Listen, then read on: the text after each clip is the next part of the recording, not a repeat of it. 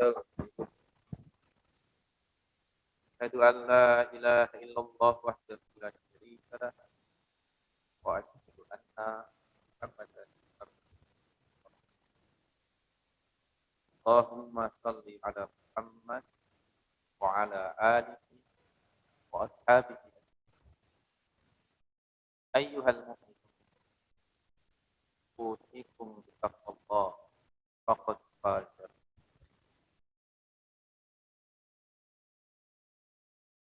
Para ikhwan yang semoga senantiasa dalam rahmat Allah. Segala puji bagi Allah. Pagi hari ini kita bermajlis sebagai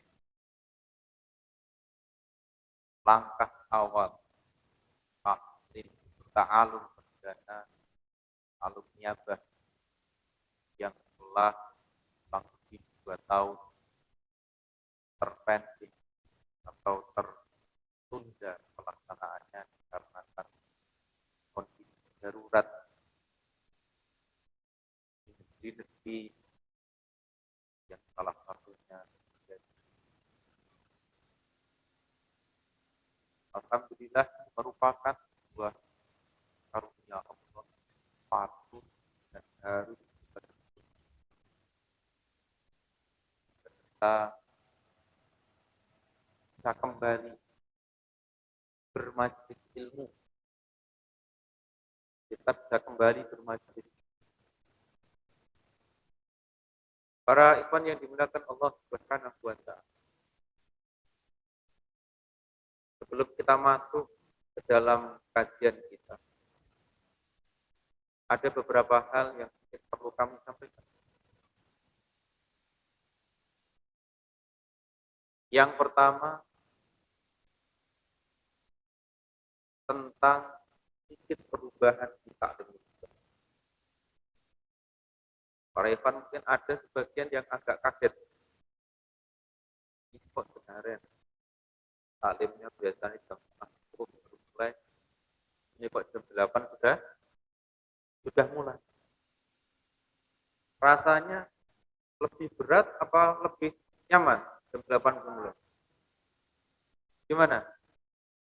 Nyaman jam 8 atau jam 10? Nah, kalau ada yang mengatakan jam 10 lebih nyaman, itu menandakan hati kita sedang malam. Karena kan kalau mulai jam 10, jam 11 selesai, berarti duduknya cuma 1 jam. Paling lama 1,5 jam. Tapi kalau mulainya jam 8, mungkin ada sebagian dari ikhwan membayangkan duduk dari jam 8 sampai jam setengah 12. 3 jam. Tapi bagi yang merasa jam 8 dimulai ini lebih nyaman, insya Allah. Ini mudah-mudahan tanda-tanda Allah menghendaki kebaikan bagi diri kita.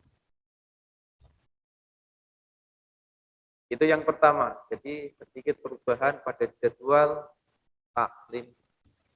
Dan insya Allah taklim berikutnya akan kita jaga, kita usahakan, dan harus kita paksakan. Ada atau tidak yang hadir, jam 8 kita sanggup. Terus kemudian yang kedua, para ikhwan yang kita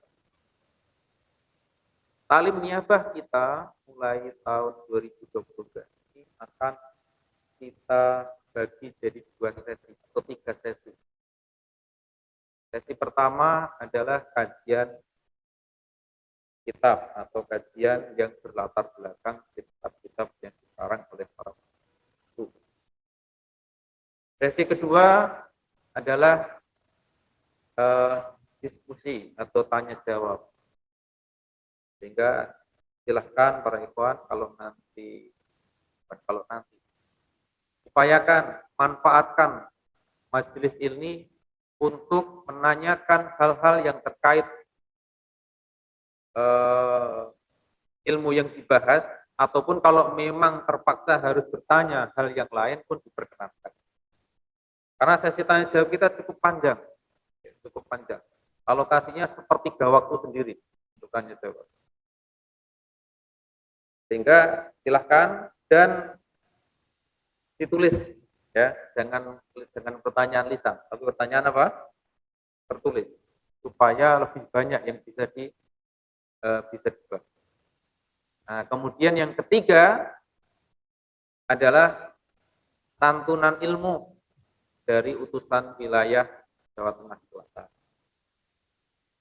Maka dengan cara yang demikian, insya Allah kita mengumpulkan beragam metode di dalam ta'lim. Sebagaimana yang dicontohkan oleh Rasulullah Shallallahu Alaihi itu yang berapa? Yang berapa tadi? Yang kedua. Kemudian yang ketiga, tempat, ya, tempat. Taklim niabah kita untuk tahun 2022 ini akan kita fokuskan di 2 tempat saja. Jadi mohon maaf, mungkin riasah-riasah yang belum kesempatan bersabar dulu. Taklim kita fokuskan di 2 tempat, di dua tempat. Yang pertama di Riasah Kembar ini, di Masjid Al-Iqsan ini. Yang kedua di Masjid Ar-Rahman, Riasah Juruk, dengan bergantian. Sehingga nanti para ikhwan ketika mau berangkat taklim, tidak usah banyak bertanya saja, tidak usah banyak bertanya. Datang langsung, kalau nggak ke Kembar, di Riasah Juruk. Lalu yang keempat, di tahun 2022 ini, selain 2 markas ini, kami selingi dengan 4 kali taklim di luar markas. 1 tahun 12 kali. Yang 4 kali kami agendakan untuk silaturahim ke masjid-masjid di luar markas. Antaranya alhamdulillah mungkin nanti bisa di Pacitan, Pak Purnomo. Mungkin suatu saat kita akan ngaji di Pacitan, di mana, di desa apa itu Pak, Gedongkol apa, nah, desa Gedongkol. Belum tahu kan? Belum tahu. Alhamdulillah kami kemarin dengan tim UKUA sudah sampai di sana, sudah bertemu dengan ikhwan-ikhwan kita yang ada di Pacitan, ya. Alhamdulillah, dan hari ini sebagian bisa hadir di tengah-tengah kita. Silakan nanti setelah taklim bisa saling kenalan, ya, tidak usah kami kenalkan sekarang. Kemudian juga mungkin kita akan taklim juga di Batu Retno. Ya, di Batu Retno kita punya 6, kalau tidak salah ya. Dan 6 ikhwan yang sudah di Batu Retno. Kemudian kita juga punya tempat di Wuryantoro. Dan kalau mau lebih jauh lagi, kami punya masjid yang bisa digunakan untuk taklim di dekat pantai selatan. Ya, di daerah Telogo Tangkil atau Banyutowo. Masjidnya sudah siap untuk kita gunakan. Kalau bersedia, gimana kira-kira? Hah? Berangkat nggak kalau taklimnya di Parangkuwito atau di Pacitan? Bismillah. Alhamdulillah, kami sangat berbahagia dengan jawaban para ikhwan yang tetapi belum seluruhnya, ya, belum seluruhnya. Kenapa para ikhwan kami sampaikan seperti ini? Ada kaitannya dengan materi yang akan kami sampaikan pada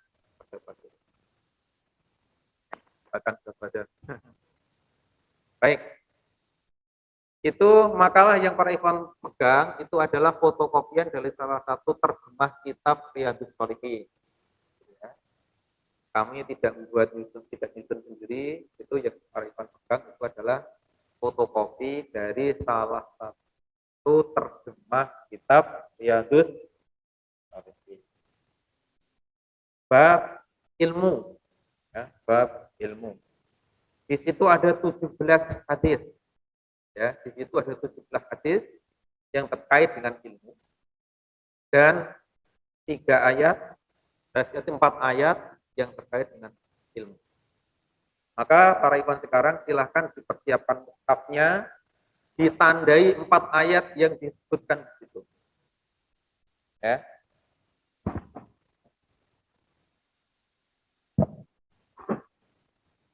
Silakan disiapkan yang membawa mushaf, menyiapkan 4 ayat yang tertulis di dalam makalah tersebut. Silakan, kami beri waktu 1 menit untuk mencari ayat-ayat yang ada di situ. Yang pertama surat Toha ayat 114.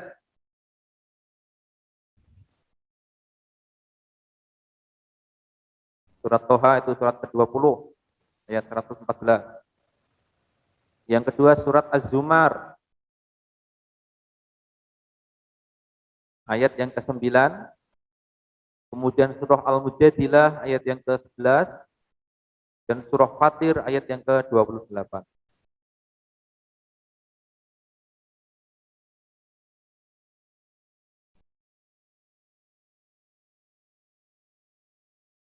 Sudah?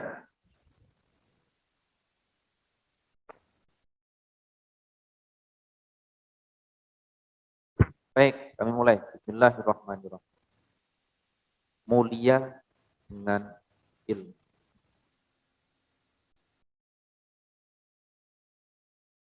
Ilmu yang dimaksud di sini adalah ilmu syar'i atau ilmu syariat. Bukan ilmu-ilmu yang dikenal oleh orang-orang.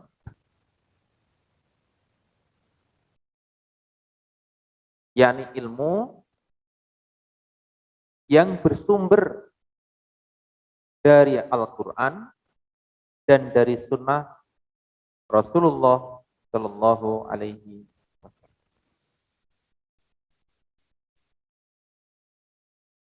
Jadi kalau ada orang yang bergelar doktor atau profesor atau lebih tinggi dari itu, tapi di bidang keilmuan yang lain, entah itu matematik, sains, atau yang lain, maka ilmu-ilmu itu tadi bukan yang dimaksud dalam kajian kita. Bukan yang dimaksud dalam kajian kita. Yang kita kaji, yang disebutkan oleh Imam An-Nawawi dalam Riyadhus Shalihin tersebut, yang dimaksud dengan ilmu itu adalah ilmu Quran dan sunnah Rasulullah Shallallahu Alaihi Wasallam.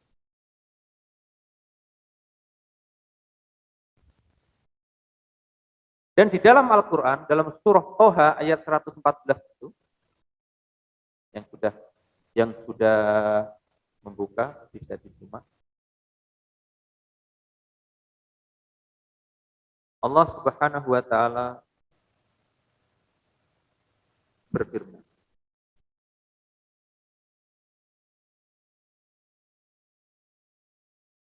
A'udzu billahi minasy syaithanir rajim. Fata'alallahul malikul haq wa la ta'jal fil qur'ani min qabli an yu'minu wa qur rabbi zidni ilma. Yang artinya kurang lebih Fata'alallahul malikul haq, maka maha tinggi Allah al-malikul, malik atau raja yang benar. Wala ta'jal fil Qur'an, dan janganlah engkau wahai Nabi Muhammad tergesa-gesa membaca Al-Qur'an min qabli an yuqda ilaika wa, sebelum selesai diwahyukan kepada. Waqul, dan katakan, dan berdoa. Rabbi zidni ilma. Wahai Tuhanku, tambahkanlah ilmu kepada.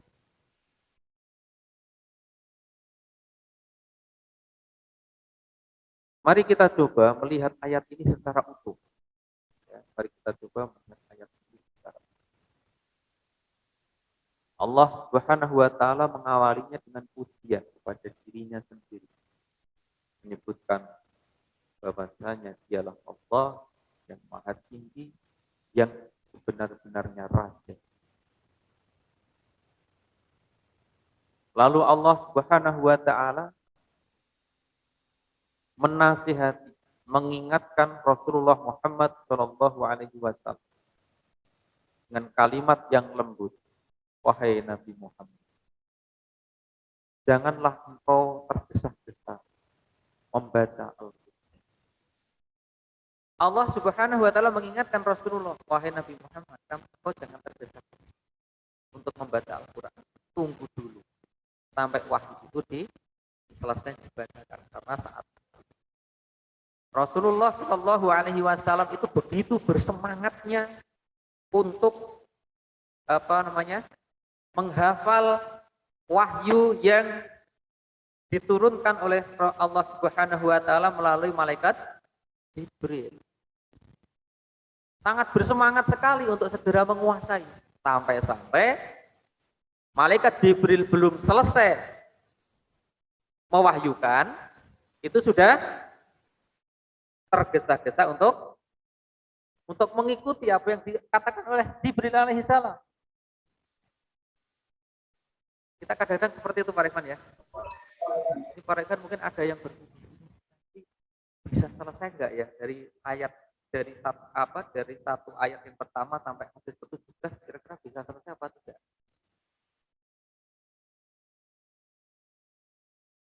Nah, itu yang pertama. Kemudian yang kedua, dari kalimat wala ta'jal dan seterusnya ini juga menunjukkan bahwasanya ilmu itu adalah karunia dari Allah Subhanahu wa taala, tidak sekedar hasil kecerdasan kita. Maka di dalam majelis ilmu ini tidak ada bedanya antara yang pandai dengan yang bodoh. Tidak ada bedanya antara yang cerdas dengan yang kurang cerdas. Maka tidak ada alasan bagi kita untuk tidak hadir majelis ilmu karena saya merasa bukan orang cerdas. Termasuk ibu-ibu. Ibu-ibu bisa mendengar suara saya? Alhamdulillah. Ini mikrofonnya sebenarnya baru ini, tapi nggak tahu nanti bisa sempurna apa tidak di belakang ini ya. Ibu-ibu mungkin ada sebagian yang berpikir, malah aku ngaji orang melebutan, kong gawa anak cilik berkesel ngurusi bocah. Tidak menjadi halangan bagi kita semua. Karena ilmu itu adalah karunia dari Allah. Allah yang akan memasukkan ke dalam jiwa kita. Dan bisa jadi ada orang yang sehari belajar 10 jam, ada orang yang belajar 1 pekan hanya 1 jam. Ilmunya bisa lebih banyak. Orang yang ngajinya cuma sekali dalam satu pekan. Karena memang Allah yang memasukkannya ke dalam. Maka Allah Subhanahu wa taala tuntunkan kepada Nabi kita. Waqul Rabbi zidni ilma. Ya Allah, tambahkanlah dalam diriku ilmu. Nah, kita mau sombong apa? Jadi tidak mesti yang cerdas di antara kita akan bisa lebih dahulu memahami daripada yang kurang. Maka untuk pertemuan berikutnya kami mengajak, kami tidak mengharap, kami tidak memohon, tapi kami mengajak, yuk kita maksimalkan kembali, kita ajak kembali ikhwan-ikhwan kita yang mungkin sampai hari ini masih belum berkenan untuk menghadiri majelis.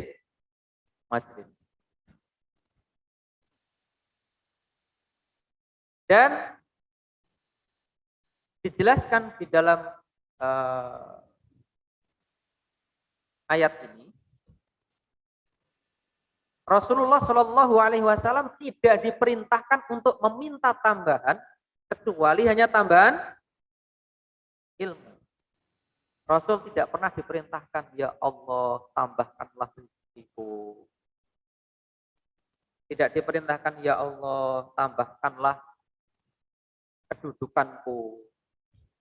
Tidak diperintahkan untuk, ya Allah tambahkanlah istriku. Umat bersyukur.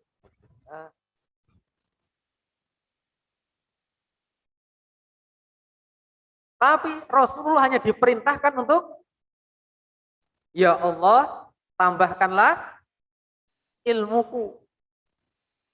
Ini menunjukkan betapa mulianya urusan ilmu. Dan sungguh sengsaralah kalau ada ikhwan yang tidak peduli dengan ilmu.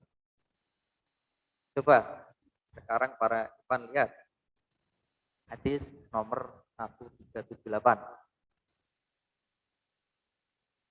Silahkan buka hadis nomor 1378. Kamu? Belum. Ini yang namanya ngaji ilmu seperti ini, ya. Harus buka-buka kertas, harus buka-buka apa? Buku. Tidak apa-apa, bismillah. Hadis keberapa? 137. Sudah siap? Saya bacakan.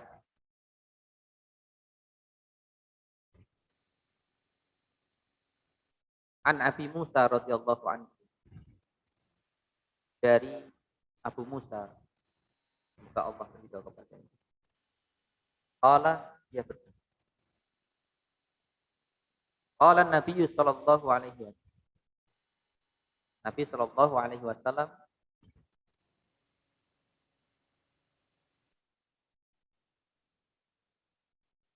masalu ma ba'ati Allahu bihi huda wal ilm. Perumpamaan antara Allah mengutusku dengan petunjuk dibandingkan dengan ilmu. Jadi perumpamaan antara petunjuk dan ilmu. Kama sali ghoisin. Itu seperti hujan atau ardo yang menyirami ardon. Perumpamaan ilmu dan petunjuk itu seperti hujan dan bumi, hujan yang menyirami bumi.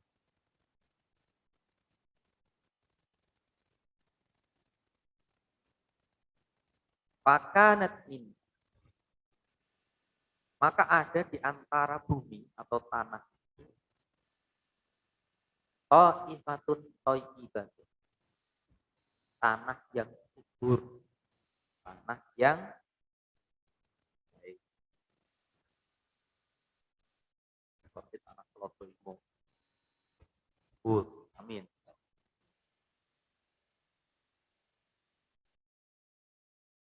Oh bila tilma, dia bisa menyimpan air. Fa'ambatatil kala. Wasyubal. Dia bisa menumbuhkan berbagai tumbuhan dan perumputan yang banyak. Ini tanah Wonogiri. Wonogiri bagian timur. Ya, Wonogiri bagian timur. Tanah yang thayyib. Tanah yang baik, yang bisa menyimpan apa tadi? Air dan menumbuhkan berbagai macam tanaman-tanaman yang berbeda. Wa kana minha, dan ada pula di antara tanah itu ada tanah ajadib. Tanah ajadib itu tanah berupa lempengan batu yang keras, yang kedap air. Ajadib. Amsakatil ma, dia bisa menam air hujan. Tanah mana ini ya? Tanah mana ini? Pondok ini. Kletes. Yang bisa menampung apa? Air. Tanah di mana ini? Pondok kiri. Banyak telaga-telaga itu ya. Amsakatil ma, dia menampung air hujan. Fanafa Allahu bihan. Maka Allah jadikan manusia bisa memanfaatkan air itu. Wasaribu minha wasaqau wazara'u. Orang-orang pada minum dari situ, orang-orang bisa mengairi apa? Tanaman, misal bikin apa? Bunuh tanduran, ada pula yang digunakan untuk memberi minum hewan. Jadi tanah berbelik, tanah yang keras, tapi ada hujan, dia bisa menampung air. Dan ini sekarang teknologi ini diterapkan di daerah Parangbupito, daerah Giri Tontor itu diterapkan. Jadi ada yang banyak membuat namanya embung. Kalau di Donorojo itu ya Pak ya. Nah, di Donorojo itu saya kurang tahu kalau di Donorojo apakah punya penampung air hujan apa tidak. Saya kurang tahu. Dulu ada gitu ya. Jadi di Parangbupito itu dulu 2 tahun yang lalu gitu ya. Jadi di rumah-rumah itu dari genteng air dimasukkan ke penampungan. Dan sekarang pemerintah membuat program yang namanya BUM. Jadi tanah yang luas ditor. Jadi tanahnya dijadikan ajadib. Tanahnya dijadikan ajadib. Tanah yang kedap air dengan cara di beton supaya ketika hujan turun itu bisa mengumpul di situ. Ternyata ilmunya sudah sejak zaman Rasulullah Shallallahu Alaihi Wasallam. Tanah ajadib. Itu tanah yang keberapa? Yang kedua.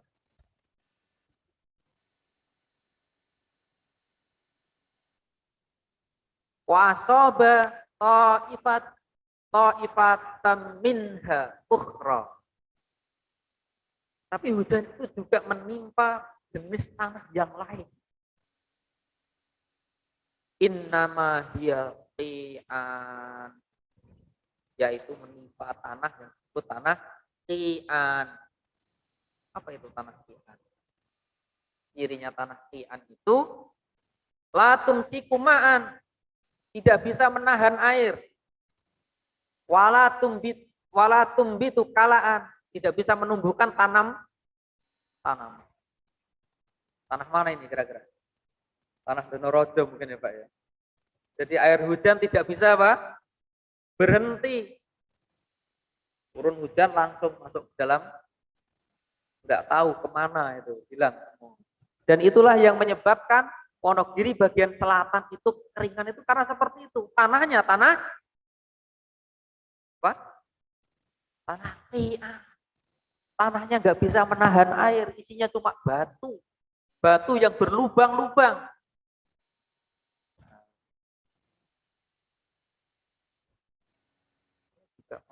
Bagaimana tahunya Rasulullah? Bagaimana Rasul tahu kalau di Parangbupito ada tanah? Rasul tidak pernah ke Parangbupito. Qadarullah. Inilah bukti mukjizatnya Rasulullah Shallallahu Alaihi Wasallam. Sudah? Sudah berapa macam tanah tadi? 3. 1. Thayyib, tanah yang subur. Cirinya apa?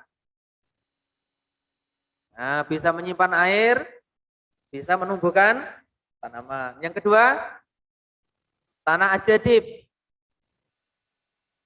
Tanah yang keras, yang tapi bisa menahan air. Airnya bisa dimanfaatkan oleh orang banyak. Yang ketiga, tanah tian, tanah yang tidak bisa menyimpan air, tidak bisa menumbuhkan tanaman. Nah, pada yang demikian itu adalah masalu manfaquhu wa nafa'a bima ba'dani Allah fa'al. Dua tanah yang pertama itu adalah permisalan orang yang diberi kepahaman tentang agama,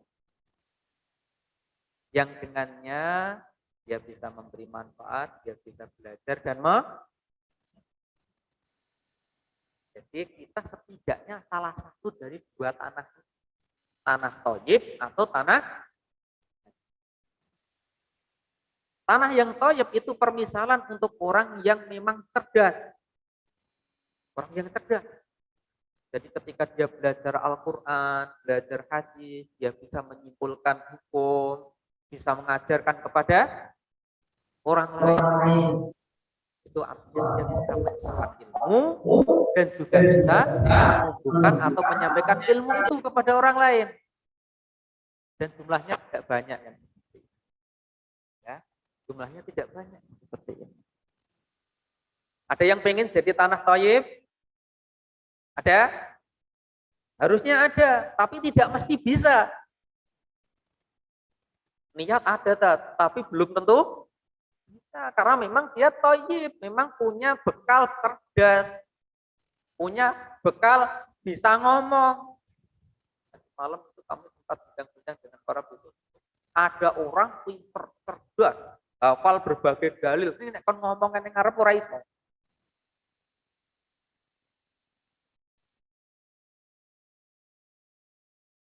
Setidaknya kita jadi yang kedua. Jadilah tanah ajaib. Tanah yang bisa menyimpan ilmu, yang orang lain bisa merasakan manfaatnya. Yang hadir hari ini ada yang nggak kebagian makalah? Ada? Berapa yang nggak kebagian makalah? Sebenarnya kemarin itu kita mau buat makalah yang banyak. Tapi kami belum yakin para ikhwan kita ternyata yang hadir banyak, ya nanti silahkan diperbanyak pinjam. Mungkin ada di antara para ikhwan yang hari ini hadir cuma dapat makalah kok. Ngaji yora mudeng, dikandani yora mudeng, gitu ya. Tapi pulang bawa makalah. Mudah-mudahan makalah ini jadi ada di kita. Tekan rumah di fotokopi, sampaikan ke kotakan tetangga-tetangga gitu loh. Ngasih saya tadi apa? Artinya orang lain bisa membawa, menerima apa? Manfaat. Bisa mengambil manfaat. Dan berhati-hatilah kita ketika kita jadi tanah yang terakhir. Tanah apa tadi? Tanah ti'an. Wa masalu malam yarfa' bi dalika ra'asa. Walam yaqbal hudallahi ladzi kursi. Tanah ti'an itu permisalan orang yang tidak peduli dengan urusan belajar, dengan urusan ilmu, sehingga dia tidak bisa menerima hidayah dari Allah Subhanahu. Berapa banyak kaum muslimin yang mempunyai ciri khas seperti ti'an. Dengan ilmu saja mereka tidak peduli. Jangankan kok suruh beramal, suruh ini. Ngaji, taklim, mereka tidak punya tergerak hatinya.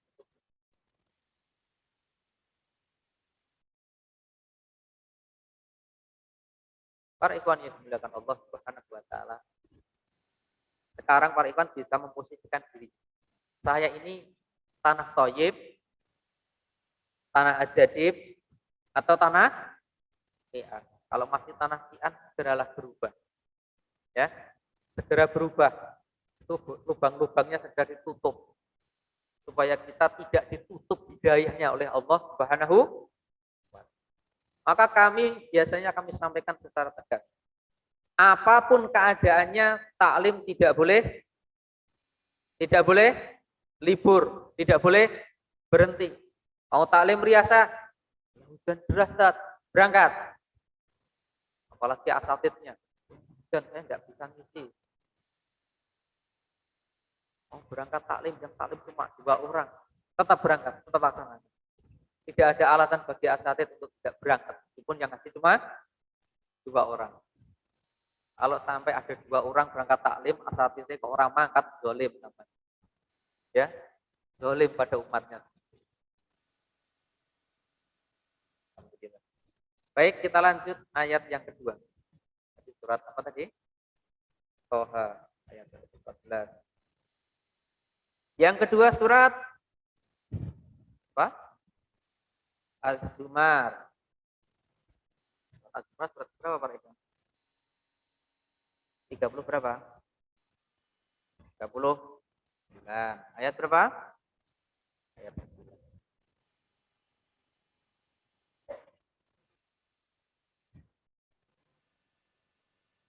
Potongan ayat yang di belakang. Potongan ayat yang di belakang. Qul hal yastawil ladzina ya'lamuna wal ladzina la ya'lamun. Innama yatadakkaru ulul albab. Qul katakanlah.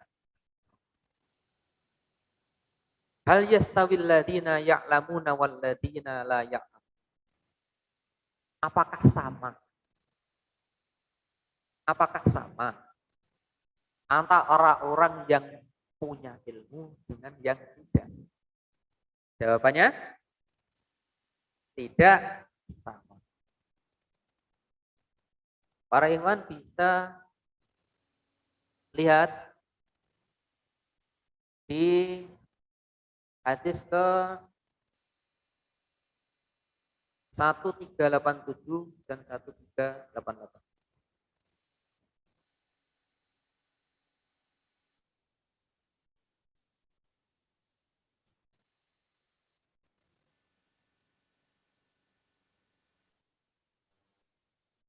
Sudah ketemu?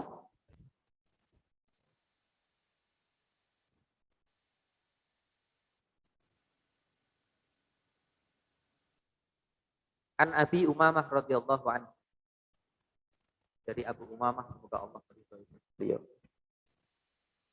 Anna Rasulullah sallallahu alaihi wasallam Anna Rasulullah sallallahu alaihi wasallam qala, bahwasanya Nabi sallallahu alaihi wasallam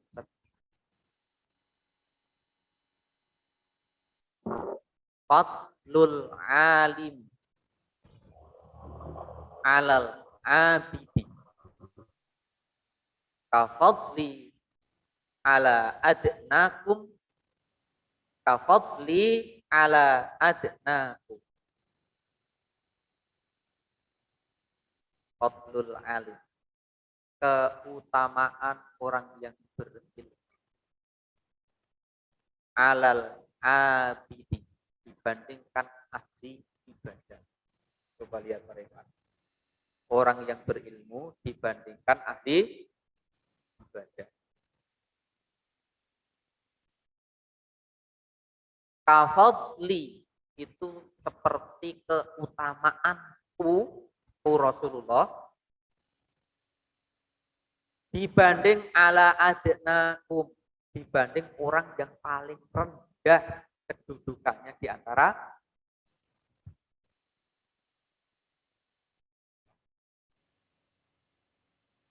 orang berilmu dibanding ahli ibadah. Kuwi kaya dene Nabi dibanding sahabat yang paling rendah kedudukan. Sama apa beda? Beda. Bedanya jauh apa tidak? Sangat jauh. Mungkin ada di antara para ikhwan sholat malamnya putih, ya. Puasa sunnahnya rutin, infaknya rutin, Dengan pakai rutin enggak?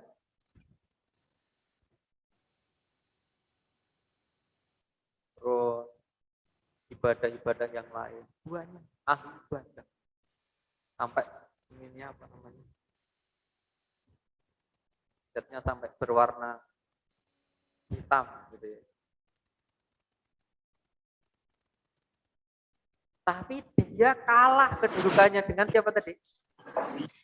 Orang yang berilmu, artinya orang yang melandasi ibadahnya dengan ilmu.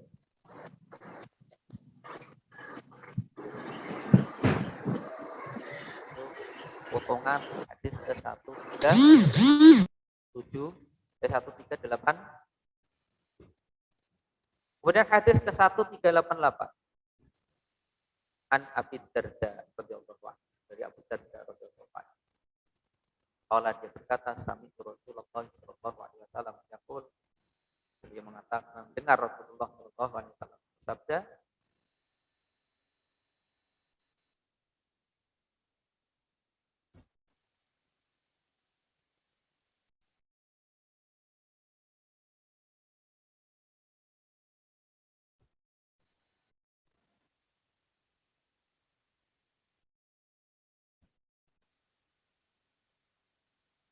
man salaka tariqan, barang siapa menempuh jalan ya yabtaghi fihi ilma,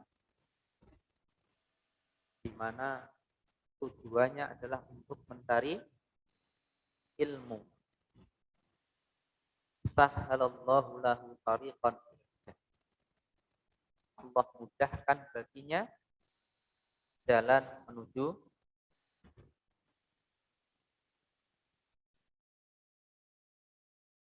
wa innal malaikat, dan sesungguhnya malaikat la tadau ajnihataha, meletakkan apanya? Sayapnya. Apa malaikat punya sayap? Ya, menurut kabar dari Allah dan Rasul. Para malaikat meletakkan sayapnya li talibil ilmi, untuk para penuntut ilmu. Ridon, karena ridho bima yasna'u, dengan apa yang mereka. Wa innal alima, dan sesungguhnya orang yang berilmu, la yastaghfiru lahu, memohonkan ampun bagi dia, man fis samawati wa man fil ardh, makhluk-makhluk yang ada di langit dan di bumi, hatta hitanu fil ma, sampai pun ikan yang ada di dalam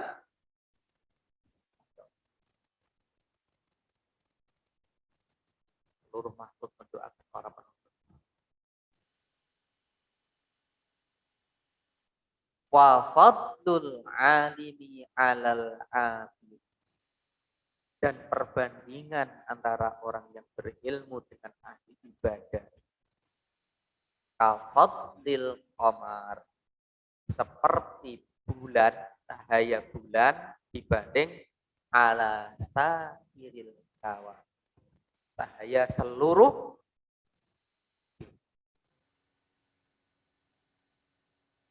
Beda apa tidak? Terang. Bulan berapa jumlahnya? 1. Ini nek padang bulan, pas bulan purnama, ya, pas bulan apa? Purnama. 1 bulan ini menyinari hampir separuh dari bumi. Bahkan dulu ketika zaman listrik belum banyak, ini bulan purnama itu dimanfaatkan oleh manusia untuk bersenang senang, antek-antek lagu nih. Itu pernah lagu itu. Nah, itu saking terangnya bulan. Tapi apa ada orang bersenang-senang ketika banyak bintang? Ada enggak? Hampir enggak ada. Wah, ini agak usum bintang, ayo, enggak ada. Karena memang sangat berbeda sekali antara cahaya bulan dan cahaya. Itulah perbandingan antara orang berilmu yang mendasari ibadahnya dengan ilmu dengan orang yang hanya ahli, maka tidak sama antara orang yang berilmu dengan orang yang tidak. Meskipun sama-sama ahli, maka saya tanya kepada para ikhwan sekalian, pengen jadi ahli ilmu apa pengen jadi ahli ibadah?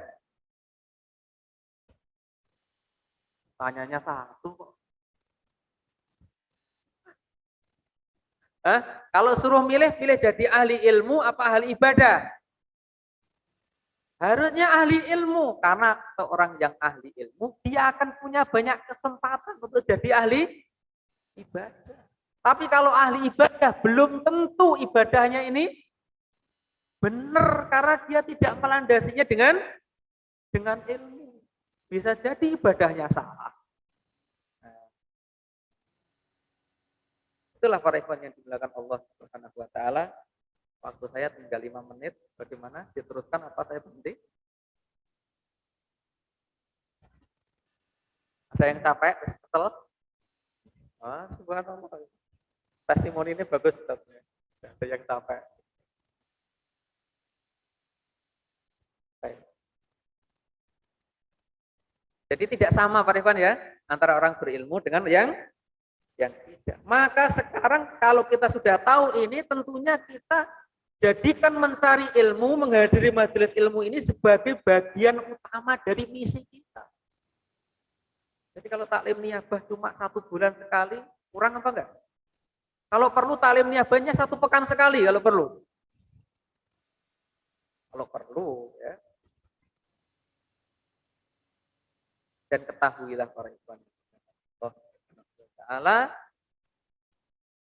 menghadiri majelis ilmu, menuntut ilmu itu adalah bagian dari jihad fi sabilillah. Kenapa saya katakan demikian? Saya sampaikan satu nasihat dari Syekh Al-Utsaimin ya, yang artinya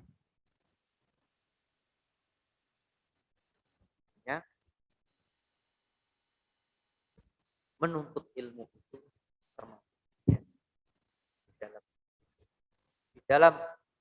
di dalam Riyadhus Shalihin bisa dibaca di hadis ke-1385. Di hadis ke-1385.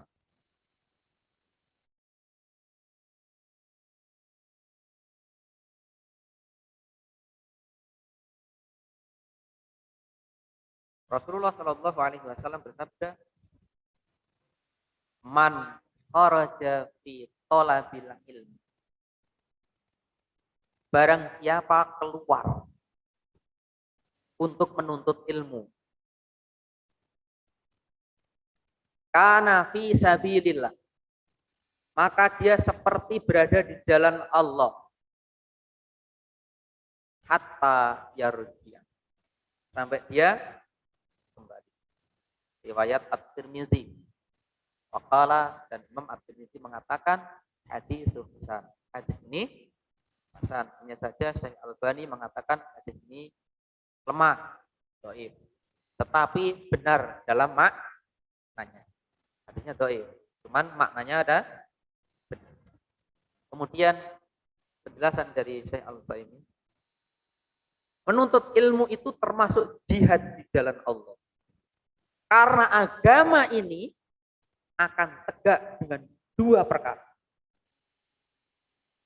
1, dengan ilmu dan penjelasan. Al-ilmu wal bayan. Yang kedua, dengan perang dan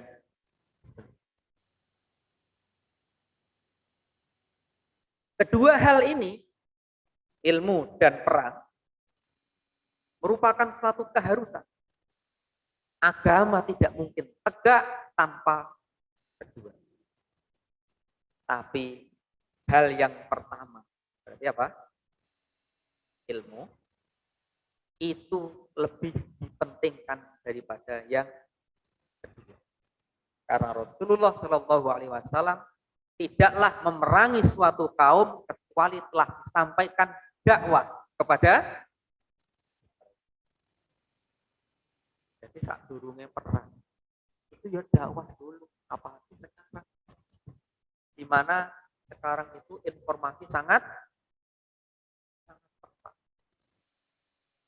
Berita hoax sangat banyak. Dai-dai yang tanpa pertanggungjawaban semakin banyak. Sekarang orang mau jadi ustaz gampang, cukup tuku kamera, gitu ya, buat buat postingan di YouTube, kirim sebar, kemudian dijadikan dalil oleh